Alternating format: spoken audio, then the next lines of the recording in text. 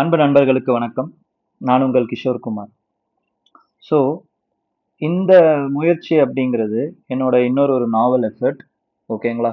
நான் பிலிம்ஸுக்கு எக்ஸ்க்ளூசிவா என்ன பண்ண போறேன் அப்படின்னு பார்த்தீங்கன்னா, ஆகஸ்ட் மந்த்ல இருந்து I am going to give weekly prelims update.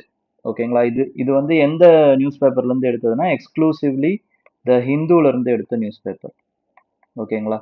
நம்மளுடைய இனிஷியேட்டிவை எப்படி நீங்க தேடலாம்னா, பிலிம்ஸ் விசில் இனிஷியேட்டிவ் அப்படிங்கிற அந்த பேர் தான் நான் வச்சிருக்கேன். ஓகேங்களா? இந்த வீடியோ முடிஞ்ச உடனே நான் என்ன பண்ணிடுவேன் அப்படின்னா, இந்த கண்டென்ட்டை கிஷோர் ஃபார் யூபிஎஸ்சி அப்படிங்கிற இந்த டெலகிராம் சேனல்ல நான் அப்லோட் பண்ணிடுவேன். ஓகேங்களா? நீங்க அங்க போயிட்டு இந்த கண்டென்ட்டை டவுன்லோட் பண்ணிக்கலாம். ஓகே. ஸோ இது வந்து week 1 of August. First week 1 of ஆகஸ்டுடைய கரண்ட் அஃபேர்ஸ். ஓகேங்களா? It is exclusively for prelims. ஓகேங்களா? ஆனால் இந்த பாயிண்ட்ஸை வேல்யூ அடிச்சுனா நீங்கள் மெயின்ஸ்லையும் யூஸ் பண்ணிக்கலாம். ஓகேங்களா?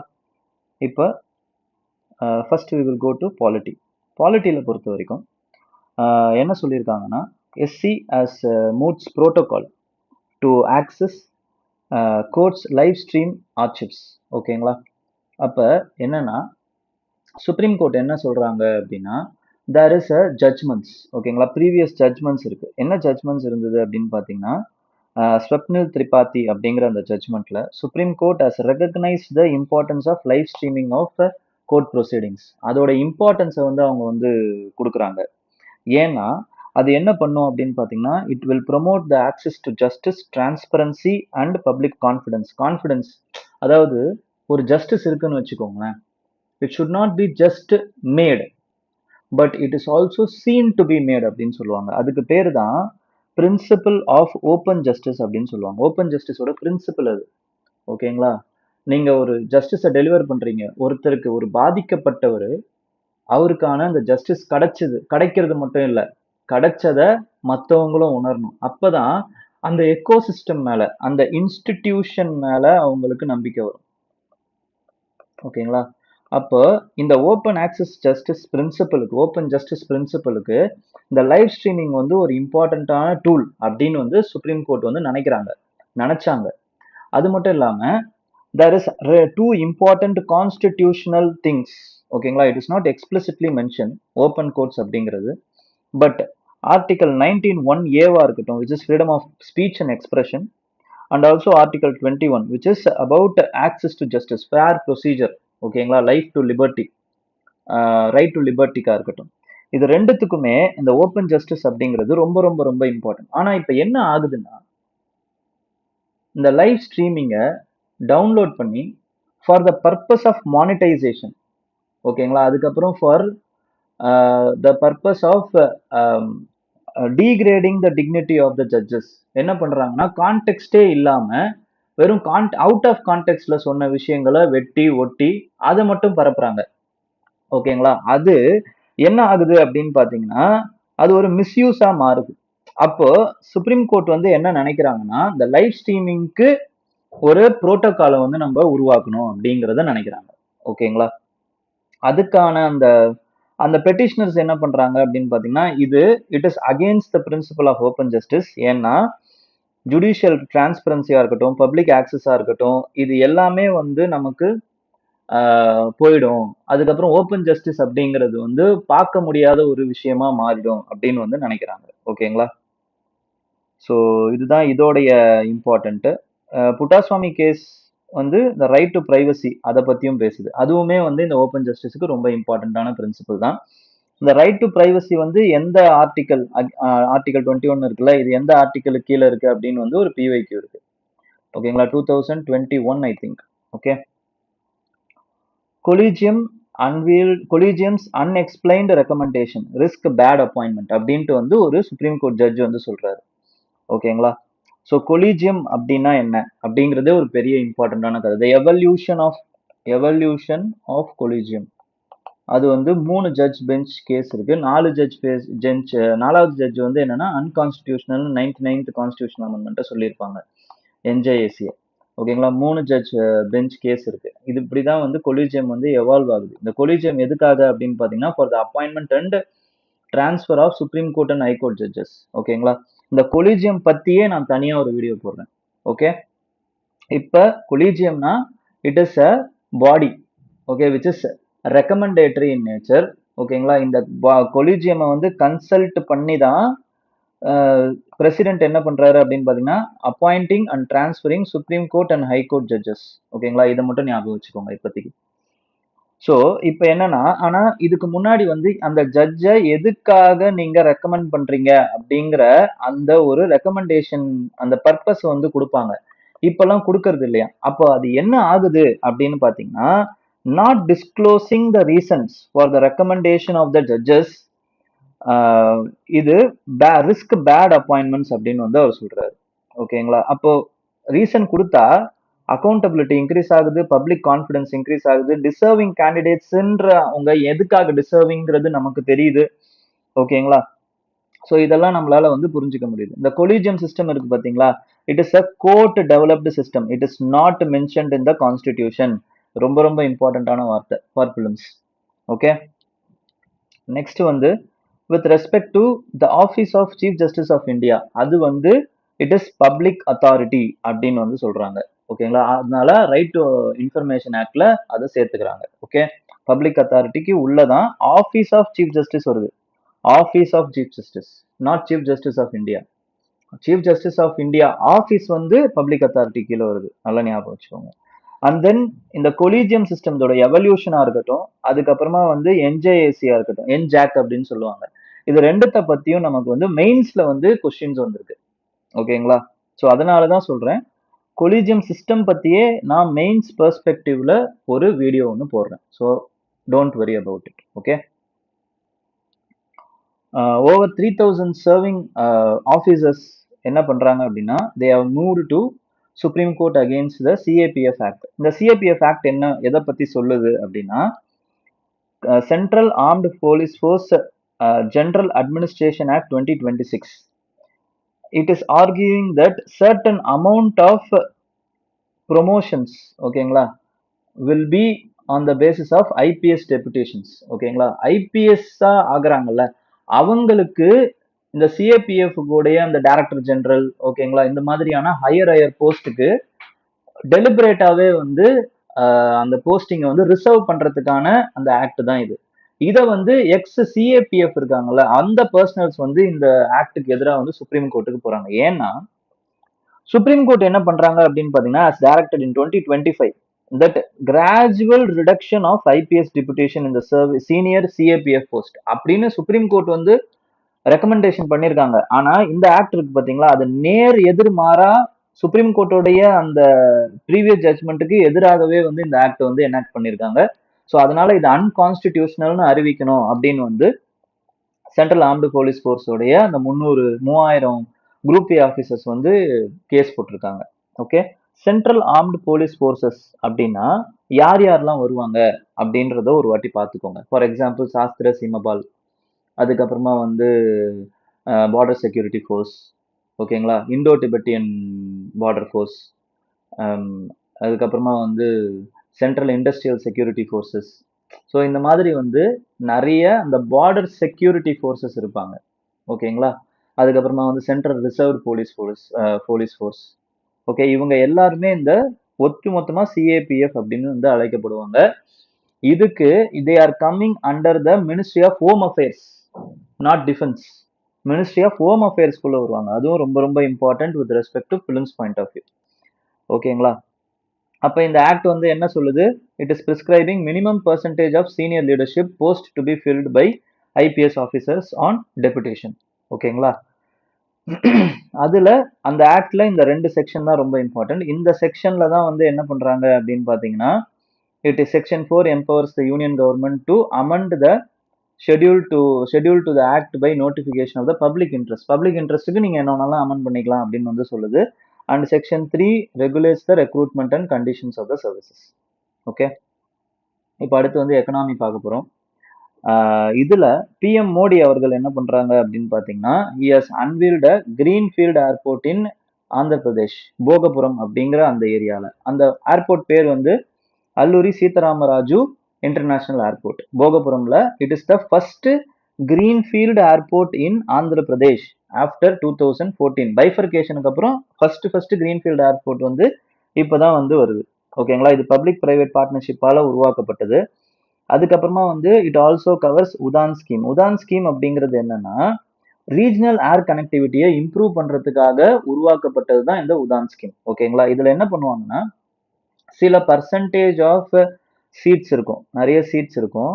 அந்த சீட்ல ஒரு சில சீட் வந்து என்ன பண்ணுவாங்கன்னா உதான் ஸ்கீமுக்காக அப்படின்னு வந்து ஒதுக்கி வச்சிருவாங்க.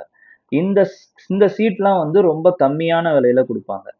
ஓகேங்களா, வயபிலிட்டி கேப் ஃபண்டிங்ட்டு என்ன பண்ணுவாங்கன்னா இந்த சீட்டோட விலையை வந்து ஃபிக்ஸ் பண்ணிடுவாங்க. 2500 அப்படின்னு ஃபிக்ஸ் பண்ணிடுவாங்க. ஆனா இது ஒரிஜினல் ரேட் வந்து கிட்டத்தட்ட வந்து 5000 இருக்கும். அப்ப மிச்சம் இருக்கக்கூடிய இந்த 2500 என்ன பண்றாங்க அப்படின்னு பாத்தீங்கன்னா சென்ட்ரல் கவர்மெண்ட்டும் கொடுப்பாங்க. அதுக்கப்புறம் மிச்சம் இருக்கக்கூடிய சீட்ஸ் இருக்குல்ல அதோடைய விலையை கொஞ்சம் ஏத்திடுவாங்க. So it is basically cross subsidising. ஓகேங்களா, இருக்கவங்க கிட்ட இருந்து வாங்கி இல்லாதவங்களுக்கு கொஞ்சம் அட்ஜஸ்ட் பண்ணுவாங்க. ஓகேங்களா, அதுதான் வந்து இந்த உதான் ஸ்கீம். இந்த உதான் ஸ்கீமும் இருக்கட்டும், அதுக்கப்புறமா வந்து இந்தியா செமிகண்டக்டர் மிஷனா இருக்கட்டும், இதெல்லாம் ரொம்ப ரொம்ப இம்பார்ட்டன்ட். ஏன் இது அப்படின்னா ஏஎஸ்ஐபி டெக்னாலஜிஸ் வந்து என்ன பண்றாங்கன்னா they are also going to establish semiconductor facility இன் விசாகப்பட்டினம். அதையும் போய் பார்த்திருக்காரு பிரைம் மினிஸ்டர் மோடி அவர்கள். அதுக்கப்புறம் இந்த பேர் இருக்குல்ல இது வந்து ஹிஸ்டாரிக்கலி ரொம்ப ரொம்ப இம்பார்ட்டன்டான பேர். Alluri Sitaramaraju who led the Rampa rebellion. ஓகேங்களா, against the British India. Okay, இப்போ பிவைக்யூல இந்த மாதிரி ஒரு கொஸ்டினும் வந்திருக்கு. கிரீன்ஃபீல்டை வச்சு ஒரு கொஸ்டின் வந்திருக்கு. கிரீன்ஃபீல்ட் ஏர்போர்ட் ப்ராஜெக்ட்ஸ் அப்படின்னு 2024 கேட்ட கொஸ்டின் இது. ஓகேங்களா, இதுல எதெல்லாம் வந்து கிரீன்ஃபீல்டு ஏர்போர்ட் ப்ராஜெக்ட்ஸ் அவ்வளவுதான் கேட்டிருக்காங்க, வேற எதுவும் கேட்கல. அப்போ என்ன இதோட ஆன்சர் என்ன அப்படின்னு பாத்தீங்கன்னா ஏதான் ஆன்சர். ஓகேங்களா, பட் எதுக்காக இங்க படிக்கிறோங்கிறத நான் வந்து இதுல எஸ்டாப்ளிஷ் பண்றேன். ஓகேங்களா, இதுக்காக தான் இதெல்லாம் நம்ம படிக்கிறோம். ஓகே, கிரீன்ஃபீல்ட் ஏர்போர்ட்னு ஏன் வந்தது? பிரைம் மினிஸ்டர் மோடி அவர்களே திறந்திருக்காங்க. அப்போ it is a notable airport. It will be asked in films. It can be asked in films. ஓகேங்களா, நெக்ஸ்ட் பாலிமர் கரன்சி நோட்ஸ். ஓகேங்களா, பாலிமர் கரன்சி நோட்ஸ் அது இப்போ வந்து ஆர்பிஐ இஸ் டெஸ்டிங். அப்ப எந்த அத்தாரிட்டியால டெஸ்ட் பண்ண முடியும் நோட்ஸ் அப்படின்னு பாத்தீங்கன்னா ஆர்பிஐயால தான் டெஸ்ட் பண்ண முடியும். ஏன்னா அவங்க தான் அதை வெளியிடுறாங்க. ஓகேங்களா, அவங்க தான் அதை உருவாக்குறாங்க, வெளியிடுறாங்க. அப்போ பிளாஸ்டிக் பாலிமர் கரன்சியை வந்து இந்தியாவுக்குள்ள அறிமுகப்படுத்தணும்னு நினைக்கிறாங்க. பைலட் ப்ராஜெக்டா ஒரு சில இடங்கள்ல அறிமுகப்படுத்துறாங்க. ஓகேங்களா, ஸோ தட் இந்த பைலட் ப்ராஜெக்ட் வச்சு என்ன பண்றாங்கன்னா they R assessing the performance under the Indian climate. Indian கிளைமேட்டுக்கு அது எப்படி செயல்படுது. அதுக்கப்புறம் இந்தியன் இன்ஃப்ராஸ்ட்ரக்சர் இருக்குல்ல, ஏடிஎம்லாம் ஒழுங்கா வரணும் அந்த பாலிமர் கரன்சி. ஓகேங்களா, அது ஒழுங்கா இருக்கா அப்படிங்கறதெல்லாம் கொஞ்சம் கொஞ்சமா செக் பண்றாங்க. செக் பண்ணிட்டு மொத்தமா வந்து அதுக்கப்புறம் அதை ரிலீஸ் பண்ணுவாங்க. நெக்ஸ்ட் இயர்க்குள்ள ரிலீஸ் பண்ணணும் அப்படிங்கிறது தான் அவங்களோட எய்மா இருக்கு. It will increase the flexibility. ஓகேங்களா, flexibility of the currency. Okay, and இதை எப்படி இந்த கரன்சியை உருவாக்குறதுல அவங்களுக்கு எதுல இருந்து பவர் வருது அப்படின்னு பாத்தீங்கன்னா Reserve bank of India Act 1934 இருந்து தான் அவங்களுக்கு அந்த பவர் வருது. இதுல ஒரு குறிப்பிட்ட ஒரு விஷயம் என்ன அப்படின்னு பாத்தீங்கன்னா 1 ரூபி நோட் இருக்கு பாத்தீங்களா, அத கவர்மெண்ட் ஆஃப் இந்தியா தான் வெளியிடும், not reserve bank of India. It is issued. அதுக்கப்புறமா வந்து காயின்ஸையும் issued by government of India தான். ஓகேங்களா, காயின்ஸ் அண்ட் 1 ரூபி நோட் அதை தவிர்த்து மிச்சம் இருக்கக்கூடிய கரன்சிஸ் எல்லாமே it is issued by Reserve bank of India. ஓகேங்களா, ஆனா அந்த காயின்ஸை யார் வந்து சர்க்குலேஷனுக்கு விடுறாங்க அப்படின்னு பாத்தீங்கன்னா Reserve bank of India. So இதெல்லாம் தான் வந்து நீங்க இம்பார்ட்டண்டா தெரிஞ்சுக்குவேன். பிலிம்ஸ்ல இந்த மாதிரியான விஷயங்கள் தான் கேட்கறதுக்கு வாய்ப்பு. என்விரான்மெண்ட்டை பொறுத்த வரைக்கும் யூரோப் வந்து என்ன பண்றாங்கன்னா it is pioneering the fire fighter tanks to prevent wild fires. Spain வந்து இதை வந்து இந்த innovative nature based wild fire prevention சொல்யூஷனை வந்து அடாப்ட் பண்றாங்க, விச் இஸ் லெஸ்.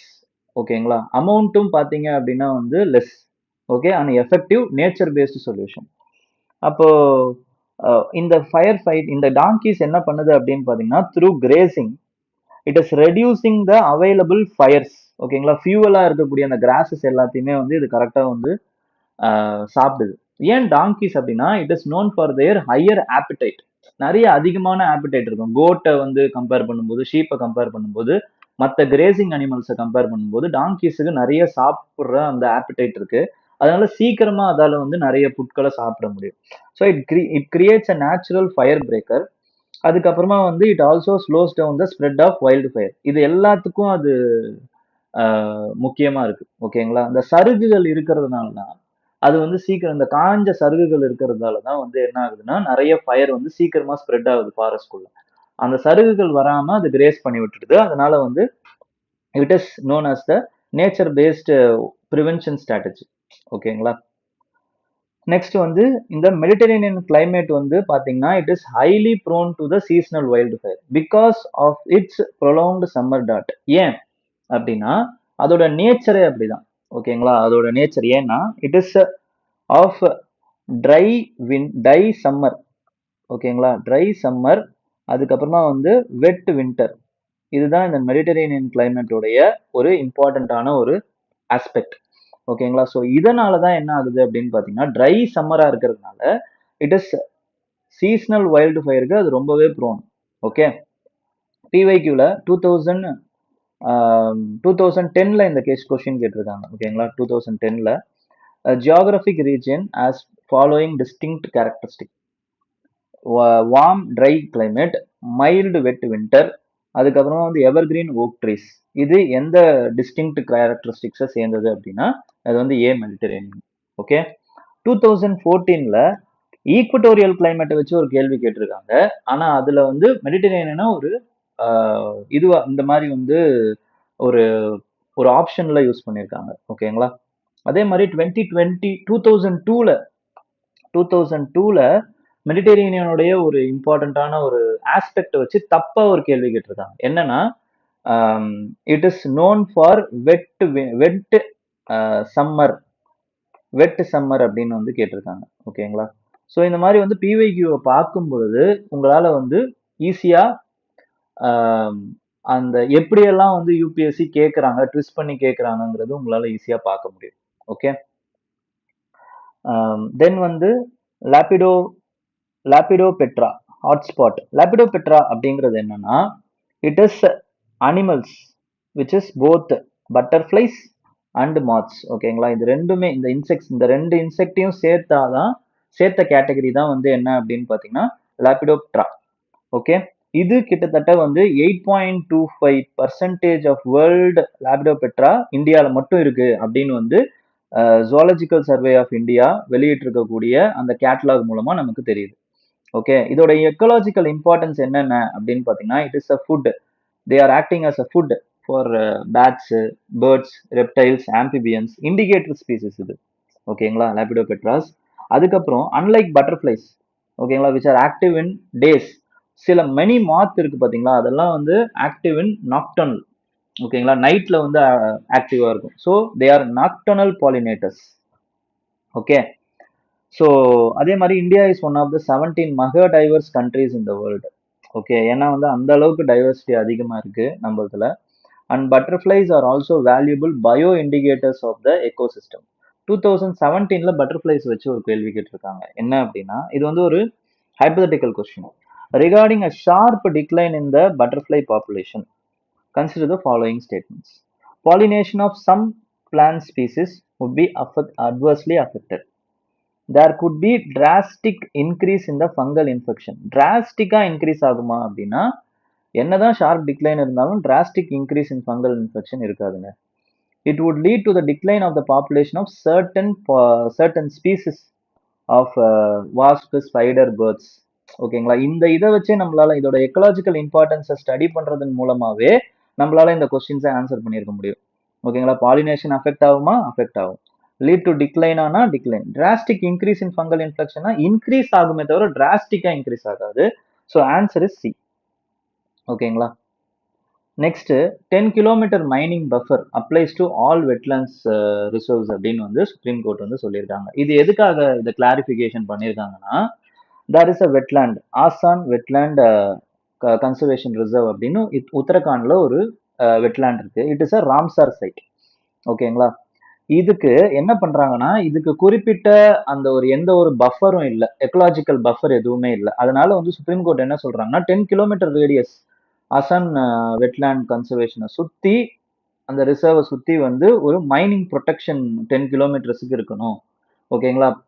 ஒரு world wild life national wild life போர்டோடைய அந்த பர்மிஷனோடையோ இல்லைன்னா வந்து என்விரான்மெண்டல் மினிஸ்ட்ரியோடைய அந்த பரிந்துரையின் பேர்லயோ தான் பிரியர் பர்மிஷனோட தான் 10 கிலோமீட்டர்ஸ்க்கு உள்ள அந்த மைனிங் ஆக்டிவிட்டியில ஈடுபடணும் அப்படின்னு வந்து சொல்லியிருக்காங்க. இதுல ஒரு பக்கத்து ஸ்டேட்டான இமாச்சல் பிரதேஷுக்கு ஒரு டவுட் வந்துச்சு. இது மத்த வெட்லேண்ட் ப்ரொடெக்ஷனுக்கும் சேருமா சேராதா, இல்ல வெறும் அந்த பர்டிகுலர் விஷயத்துக்கு மட்டும்தானா அப்படின்னு வந்து அவங்க சுப்ரீம் கோர்ட்டை நாடும் பொழுது அவங்க என்ன சொல்றாங்கன்னா, based on the principle of parity. இந்த பேரிட்டி பிரின்சிபல் ரொம்ப ரொம்ப இம்பார்ட்டன்ட். ஓகேங்களா? ஏன்னா ஒரு கன்சர்வேஷன் ரிசர்வ்ஸ் மட்டும் வந்து ஒரு பிரின்சிபல் வராது. இப்போ ஒரு பிரின்சிபல்னு சொல்றோம்னா அது அதே மாதிரியான இருக்கக்கூடிய அதே மாதிரி அழிவு நிலையில இருக்கக்கூடிய மத்த கன்சர்வேஷன் ரிசர்வ்ஸுக்கும் அது பொருந்தும். எல்லா கன்சர்வேஷன் ரிசர்வ்ஸுக்கும் அது பொருந்தணும்ன்ற அவசியம் இல்லை.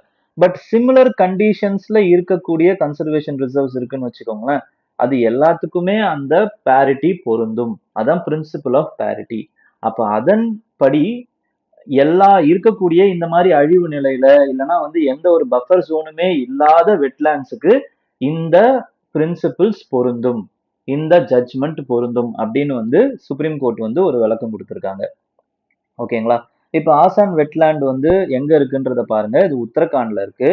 அது எதோடைய confluence of the Asan and Yamuna rivers உடைய கன்ஃப்ளூயன்ஸ்ல இந்த வெட்லேண்ட் கன்சர்வேஷன் ரிசர்வ் இருக்கு. இது ராம்சார் டெசிக்னேட்டட் கன்சர்வேஷன் ரிசர்வ் 2020ல டெசிக்னேட் பண்ணியிருக்காங்க. ஓகேங்களா? It is important for migratory birds, aquatic biodiversities. ஓகேங்களா? Next with respect to Ramsar நம்ம ஒரு சில இம்பார்ட்டன்டான விஷயத்த தெரிஞ்சுக்கணுங்க. ஓகேங்களா? ராம்சாரை பொறுத்த வரைக்கும் 1971ல இந்த Ramsar convention was adopted for wetland conservation.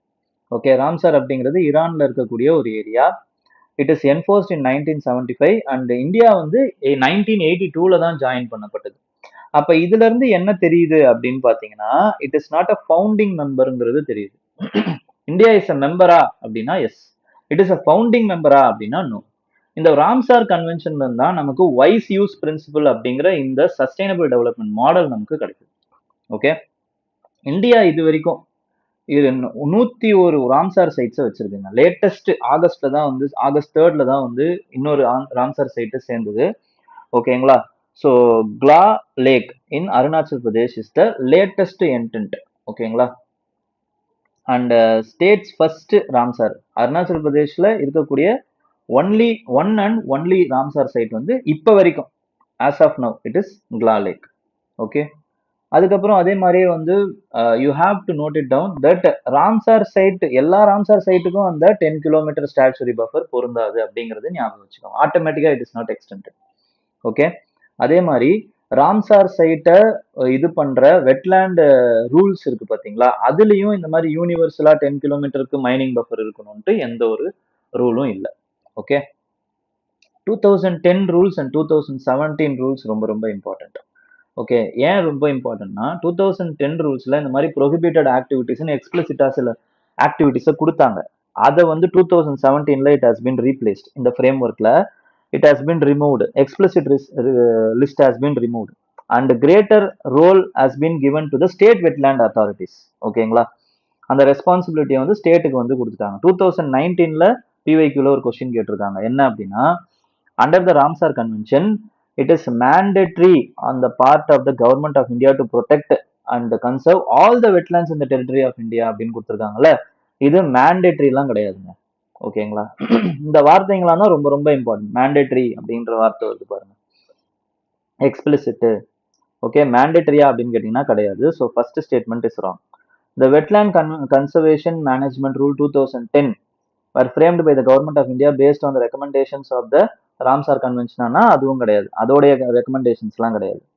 Wetland rules 2010 also encompasses the drainage area or catchment regions of the wetlands as determined by the authority. இது கரெக்ட். ஓகே, ஸோ 3 ஒன்லி அதுதான் மட்டும்தான் கரெக்ட்.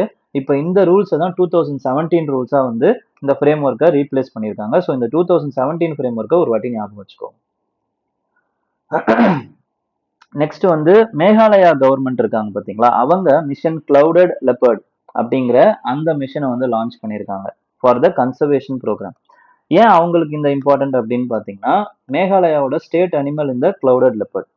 ஓகே, இதோட conservation status பார்த்தீங்கன்னா வல்னரபிளா இருக்கு.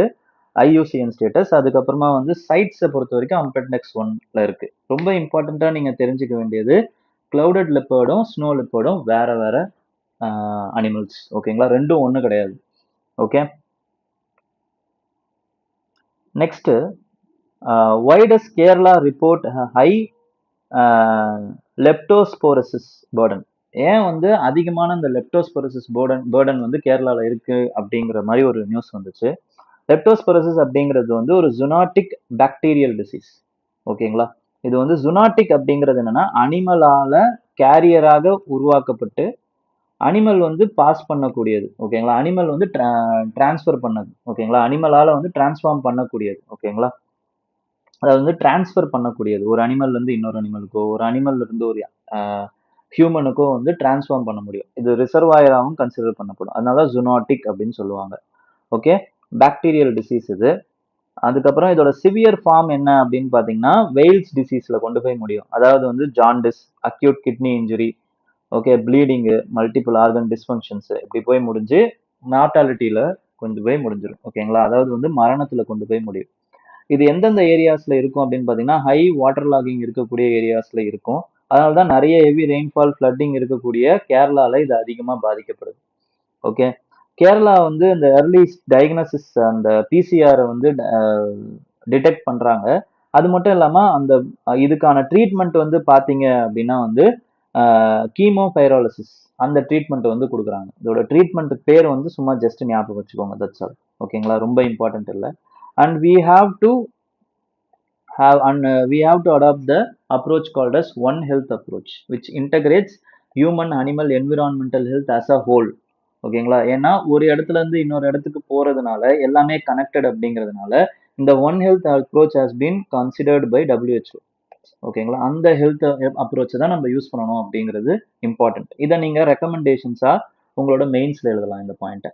ஓகேங்களா, next extreme event material அப்படின்ற ஒரு material வந்து இருக்கு. ஓகேங்களா, சில மெட்டீரியல்ஸ் இருக்கு. இந்த எக்ஸ்ட்ரீம் ஈவெண்ட் என்ன அப்படின்னா ஹியூமனால வரக்கூடிய ஈவெண்ட்ஸ் இருக்கு பாத்தீங்களா. ஃபார் எக்ஸாம்பிள் நம்ம ஹிரோஷிமா நாகசாகில அந்த அணுகுண்டை வந்து ஆட்டம் பாம்பை வந்து போட்டாங்க 1945ல. இப்போ இந்த மாதிரி போட்டதுனால என்ன ஆச்சுன்னா எக்ஸ்ட்ரீம் ஹீட் அது வந்து நேச்சுரலா இல்லாம வந்து ஒரு ஆர்டிஃபிஷியல் ஹீட் கிரியேட் ஆனதுனால தேர் இஸ் அன் அலாய் வந்து ஒரு ப்ரீவியஸா இல்லாத ஒரு அலாய் வந்து கிரியேட் ஆச்சு. ஓகேங்களா, ஹீரோஷிமைட்ஸ் அப்படிங்கிற அந்த அலாய் வந்து கிரியேட் ஆச்சு. எப்படின்னா பல விஷயங்கள், அதாவது அர்பன் மெட்டீரியல்ஸ் இருக்கு பாத்தீங்களா, அந்த அர்பன் மெட்டீரியல்ஸ் எல்லாம் ஒன்று சேர்ந்து, ஃபார் எக்ஸாம்பிள் பிரிக்கு, அதுக்கப்புறம் பில்டிங், சாயில், மெட்டல்ஸ் இதெல்லாம் ஒன்று சேர்ந்து எக்ஸ்ட்ரீம் டெம்பரேச்சர்ல ஒன்று சேர்ந்து அது என்ன ஆகுதுன்னு பார்த்தீங்கன்னா ஒரு ஹெவி மெட்டலா வந்து அந்த ஒரு அலாயா உருவாகுது. இது எப்படி உருவாகுது? Extreme temperature, ultra fast cooling. ஓகேங்களா, இந்த ரெண்டு காம்பினேஷனும் ஒன்று சேரும்போது இந்த மாதிரியான அலாய்ஸ் உருவாகுது. இந்த அலாய்ஸோட ப்ராப்பர்ட்டிஸ் வந்து ஒரு பயங்கரமான ப்ராப்பர்ட்டிஸா இருக்கு. High strength, corrosive resistance, wire resistance, இது எல்லாமே இருக்கிற ஒரு அலாயா மாறுது. ஓகேங்களா, ஸோ அந்த மாதிரி ஒரு அலாயை வந்து இப்போ ரீசெண்டாக வந்து சயின்டிஸ்ட் வந்து கண்டுபிடிச்சிருக்காங்க. அதுதான் ஹீரோஷிமைட்ஸ்.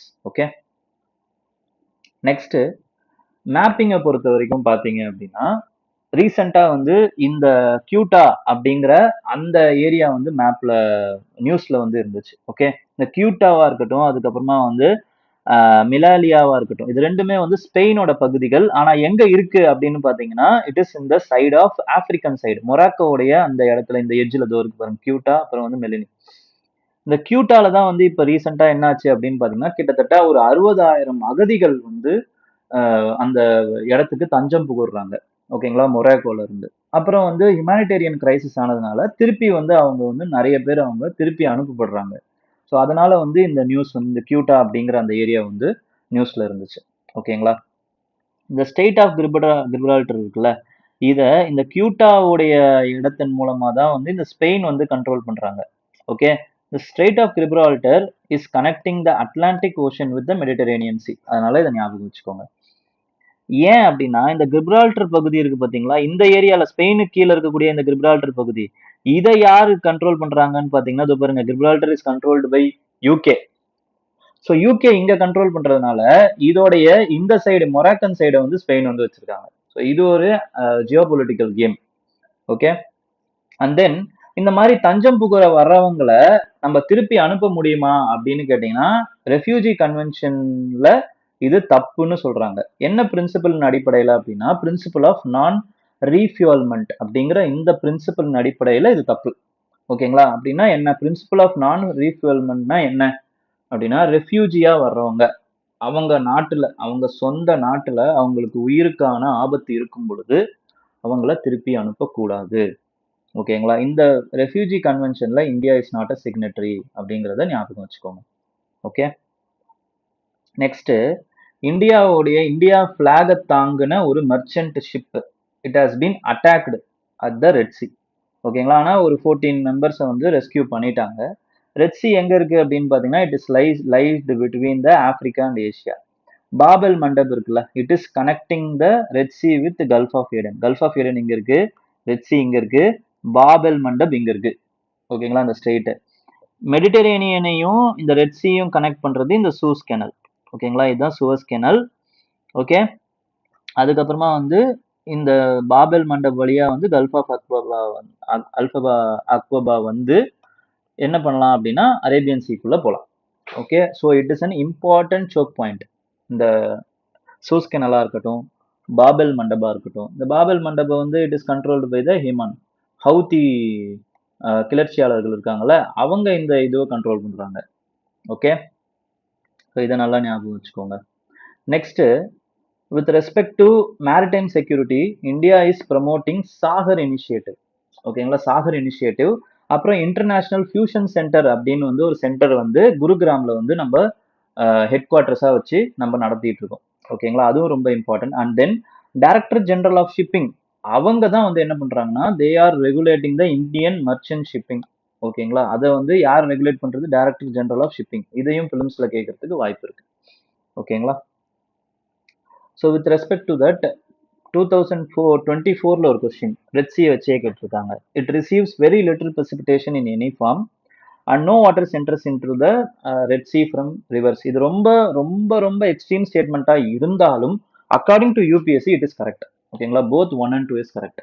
ஓகே, பிரிட்டானிக்கால இதே வார்த்தைகளை வச்சு அந்த பிரிட்டானிக்கால தான் இதை கேட்டிருக்காங்க. ஓகேங்களா? பிரிட்டானிக்கா நீங்க போய் பாத்தீங்கன்னா மெடிட்டரேனியன் பிரிட்டானிக்கான்னு போட்டீங்கன்னா இந்த ரெண்டு வார்த்தைகளும் அப்படியே இருக்கும். Okay, new Hormuz route. ஓகேங்களா? It has been agreed to manage jointly by Oman. Iran வந்து சொல்லியிருக்கு. ஓகேங்களா? New Hormuz, strait of Hormuz எங்க இருக்கு அப்படின்னு பாத்தீங்கன்னா, இங்க ரெட் சி இருக்கா, பாபல் மண்டப் இதெல்லாம் இருக்கு. இங்க பாத்தீங்க அப்படின்னா ஸ்டேட் ஆஃப் ஆர்மோஸ் இருக்கு. The state of Hormuz it connecting the Persian Gulf with the Arabian Sea. So இது ஒரு இம்பார்ட்டன்டான choke point. Okay, so it lies with Iran. New route எங்க இருக்குன்னு பார்த்தீங்கன்னா நார்த்தில் ஈரான் கண்ட்ரோல் பண்ணுது. அதே மாதிரி சவுத்தில் வந்து பார்த்தீங்கன்னா வந்து முசண்டம் அப்படிங்கிற அந்த பெனின்சுலாவை உமான் கண்ட்ரோல் பண்ணுது. ஓகேங்களா? ஸோ அதன் மூலமா இந்த ஸ்டேட்டை வந்து பார்த்தீங்கன்னா வந்து ரெண்டு பேரும் வந்து ஜாயிண்டா கண்ட்ரோல் பண்ணலாம் அப்படின்னு ஒரு உடன்படிக்கையை வச்சுக்கிட்டாங்க. The ships from the 2026ல கேட்ட லேட்டஸ்ட் கேள்வி இது. Ships from which of the following countries have to cross the Strait of Hormuz to reach the Indian Ocean அப்படின்னா பஹ்ரைன், சிரியா, கத்தார், எஜிப்ட் இருக்கு. எஜிப்ட் வந்து நமக்கு நல்லா தெரியும், இந்த சைட்ல இருக்கு. நம்ம சிரியாவும் வந்து பாத்தீங்க அப்படின்னா வந்து வித் ரெஸ்பெக்ட் டு மெடிட்டரேனியன் சைட்ல தான் இருக்கு. பஹ்ரைன் அண்ட் கத்தார் மட்டும்தான் வந்து இதுக்குள்ள இருக்கும். ஓகேங்களா? கத்தார் இங்க இருக்கும், கத்தார் இங்க இருக்கா, பஹ்ரைன் இங்க இருக்கும். ஓகேங்களா? ஸோ இது ரெண்டும் தான் வந்து இந்த சைட்ல இருக்கு. ஓகே, பர்ஷியன் கல்ஃப் தாண்டி ஸ்டேட் ஆஃப் ஹார்மஸ் தாண்டி உள்ள வரணும். ஸோ அப்போ ஆன்சர் வந்து 1 and 3. 1 and 3 எங்க இருக்கு? B is the answer. ஸ்கீம்ஸை பொறுத்த வரைக்கும் ஒரு 3 ஸ்கீம் கொடுத்துருக்காங்க இந்த வாரம். சமுத்திர மந்தன். ஓகேங்களா? சமுத்திர மந்தன் அப்படிங்கிறது என்னன்னா ஆஃப் ஷோர் எக்ஸ்ப்ளோரேஷன்ங்கிறத ஞாபகம் வச்சுக்கோங்க. Okay, deep water, ultra deep water region. ஓகேங்களா? அதுல நம்ம என்ன பண்ண போறோம், ஆயிலையும் நேச்சுரல் கேஸையும் எக்ஸ்ப்ளோர் பண்றதுக்காக boosting the of sure oil and natural gas exploration. அதுதான் நம்மளுடைய எய்ம். அப்ஜெக்டிவ் என்ன, இந்தியாவோட எனர்ஜி செக்யூரிட்டியை என்ஷூர் பண்ணணும். சேலஞ்ச் என்ன, கேபிட்டல் இன்டென்சிவ் இது. ஓகேங்களா? ஸோ அதனால நம்ம என்ன பண்ண போறோம் அப்படின்னு பாத்தீங்கன்னா 4 காம்போனன்ட் வச்சிருக்கோம். ஒன்னு வந்து டீப் வாட்டர் எக்ஸ்ப்ளோரேஷன் வெல்ஸ், அதுக்கு வந்து கவர்மெண்ட் வந்து சப்போர்ட் பண்ண போறாங்க. எவ்வளவுனா up to 50% of the drilling cost, அப்படி இல்லைன்னா வந்து மேக்ஸிமம் 675 crores per well. ஓகேங்களா, கிட்டத்தட்ட இந்த மாதிரி வந்து 60 வெல் கட்ட போறாங்களாம். ஓகேங்களா, 60 வெல் தோண்ட போறாங்க. அது மட்டும் இல்லாம எக்ஸ்ப்ளோரேஷன் மட்டும் கிடையாது, data acquisition, infrastructure hub, manufacturing services Jones, இது எல்லாத்தையுமே வந்து இதுல வந்து இந்த காம்போனன்ட்ல கோர் காம்போனண்டா வைக்கிறாங்க.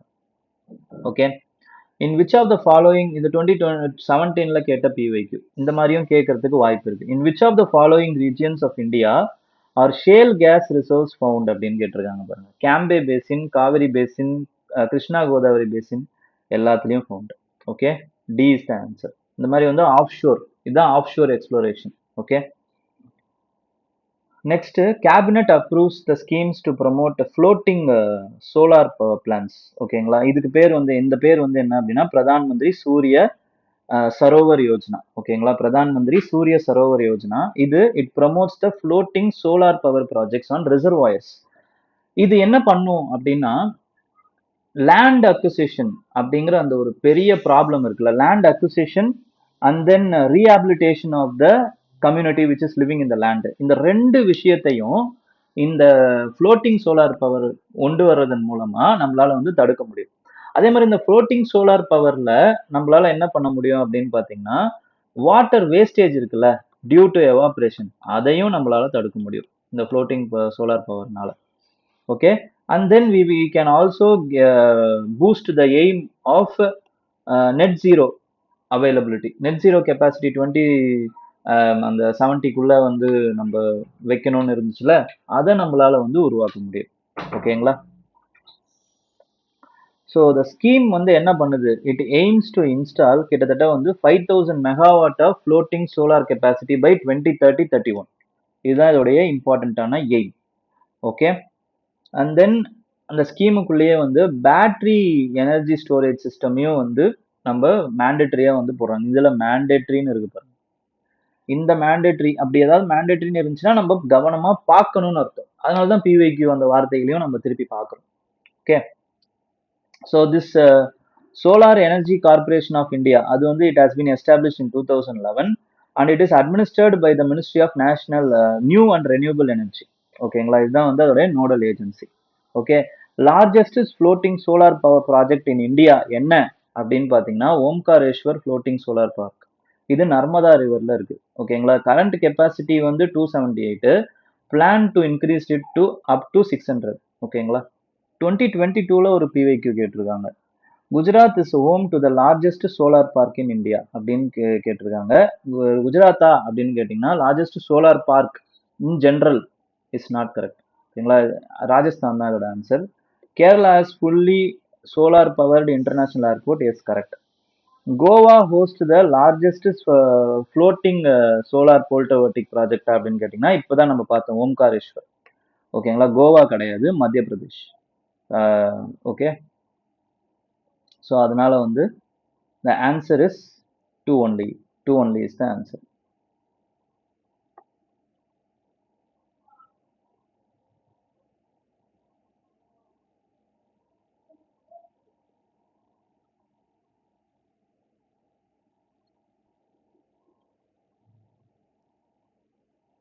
Govardhan National Circular Energy Bioenergy Scheme. Okay, the scheme aims to accelerate India's compressed biogas. ஓகேங்களா, aims to increase accelerate the compressed biogas வந்து இன்க்ரீஸ் பண்ணணும்ன்றது தான் அதோட எய்ம்.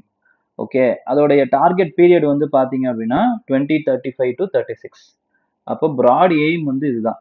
ஓகே, அப்போ the scheme is seeks to convert the organic waste into useful resources of biofertilizer. இதுல எல்லா இம்பார்ட்டன்டான feet ஸ்டாக்கையும் வந்து include பண்றாங்க. இந்த ஃபீட் ஸ்டாக் வந்து இதை வச்சே ஒரு கேள்வி கேட்டிருக்காங்க. ஓகேங்களா, 2018ல இந்த மாதிரி ஒரு கேள்வி கேட்டிருக்காங்க, ஃபீட் ஸ்டாக்ஸ் என்னென்ன ஃபீட் ஸ்டாக் அப்படின்ட்டு. ஓகே, அக்ரிகல்ச்சர் ரெசிடியூ, இதுல ரொம்ப இம்பார்ட்டண்டா இருக்கிறதுக்கு பிரஸ் மட். ஓகேங்களா, இதுதான் உங்களுக்கு தெரியாத ஒரு ஃபீட் ஸ்டாக். இந்த பிரஸ் மட் அப்படிங்கிறது என்னன்னா இந்த soil residue which is generated during the sugar cane processing. ஓகேங்களா, அந்த சுகர் கேன் ப்ராசஸிங் உடைய அந்த மிச்சம் இருக்கு பாத்தீங்களா, அதுதான் பிரஸ் மட் அப்படின்னு சொல்லுவாங்க. அப்ப 4 இது இருக்குங்க, biogas, compressed biogas, compressed natural gas, piped natural gas. இதனுடைய ஆரிஜின் என்ன, ரெனியூபிள் பொட்டன்ஷியல் என்ன, மெயின் காம்பனன்ட் என்ன, ஓகேங்களா? இந்த மெயின் காம்போனண்ட்டை வச்சு தான் statement will be formed. For example இங்க பாருங்க பிவைக்யூல 2014ல பாருங்க coal blood methane is predominantly a methane is predominantly methane extracted from the coal seams, whereas shale gas consists only of propane and butane அப்படின்னு கொடுத்துருக்காங்களா? எல்லாத்துலயுமே வந்து methane அப்படிங்கிறது ஒரு இம்பார்ட்டன்டான காம்போனண்டா இருக்கும். ஓகேங்களா? அப்போ கன்சிஸ்ட் ஒன்லி அது வேற, ப்ரொப்பேன் அண்ட் பூட்டேன் அப்படின்னா அது தவறு. India possesses abundant coal blood methane resources but no shale gas resources. ஓகேங்களா? அதுவுமே வந்து தப்பு. Okay, so answer is D, neither one nor two அப்படிங்கிறது தான் ஆன்சர். ஓகே, ஸோ இந்த prelims whistle initiative first week of August முடிஞ்சது. ஓகேங்களா? இந்த இனிஷியேட்டிவ் உங்களுக்கு பிடிச்சிருக்கும்னு நான் நம்புறேன். ஓகேங்களா? இந்த இனிஷியேட்டிவ் பிடிச்சவங்க kindly hit the like button. ஓகேங்களா? And then share it with your friends. Okay, and follow me on the YouTube and Insta and Telegram. ஓகேங்களா? Kishore for UPSC. Thank you, all the best.